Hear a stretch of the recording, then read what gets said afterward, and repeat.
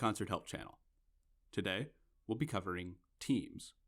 Every new project member is mapped to a team, and teams exist at a level above your project, and you can access them by selecting My Teams, clicking on them, and from there you can select any number of the projects. You can also go to Settings under Configure in the main menu, where you will find the team profile, which includes the team name, team managers, your contact person, virtual snapshot host, and remote desktop client access. If you'd like to watch more of these video tutorials, feel free to check out the Concert Help YouTube channel. Alternatively, you can visit the Concert Help site. And as always, the relevant links are in the video description down below. In the meantime, I hope you found this video helpful, and thank you for using Concert.